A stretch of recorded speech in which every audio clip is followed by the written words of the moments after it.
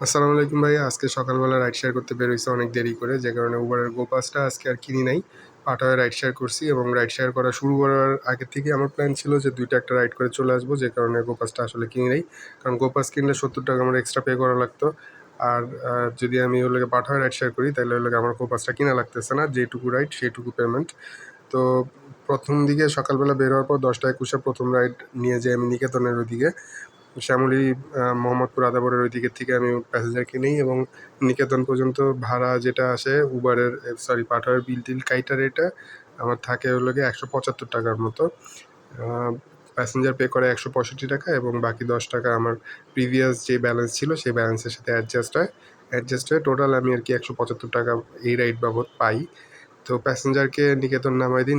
নামায় দিয়ে হলো গিয়ে প্যাসেঞ্জারের থেকে পেমেন্টটা কালেক্ট করি এবং প্যাসেঞ্জারের কাছে যেহেতু ক্যাশ ছিল না, উনি আমাকে বিকাশে পেমেন্ট করে।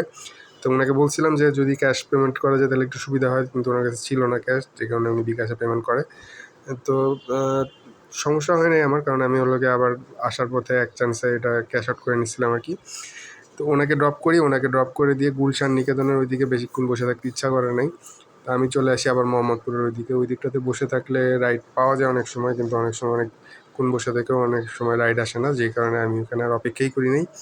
আমি ওনাকে নামায় দিছি। নামায় দিয়ে ডিরেক্ট হলো গিয়ে মোহাম্মদপুরের ওইদিকে চলে আসি। মোহাম্মদপুরের ওইদিকে চলে আইসা আমি আবার আরেকটা রাইড পাই এবং সেই রাইডটাও ওই নিকেতনের ওইদিকেই যায়। ওই যে পুলিশ সিটির একটা কোণা আছে যে হাতিঝিলের কোণায়, গুলশান ১ নাম্বার থেকে ওই তেজগাঁর ওইদিকে যাইতে কোণার মধ্যে ওই দিকটাতে হাতিঝিলের ওই দিকটাতে উনি আর কি নামেন। তো ওনাকে নিয়ে যাই। ওনাকে নিয়ে যেয়ে ওনার ভাড়া ওই রকমের ছিল, মানে উবারে হলো গিয়ে উবার না পাঠাওয়ে ৳২১৫ অর সামথিং এরকমের বিল শো করতেছিল। তো ওনাকে নিয়ে যেয়ে ওনাকে ড্রপ করার পরে আমি যখন বিলটা চেক করতে যাই তখন দেখি যে আমারে দেখাইতেছে, মানে নেটের বোধহয় কোনো সমস্যা ছিল, আমাকে দেখাচ্ছিল ম্যাপে অন্যান্য জায়গায়। মানে বাংলাদেশেই দেখাইতেছিল না, বিভিন্ন জায়গায় দেখাইতেছিল।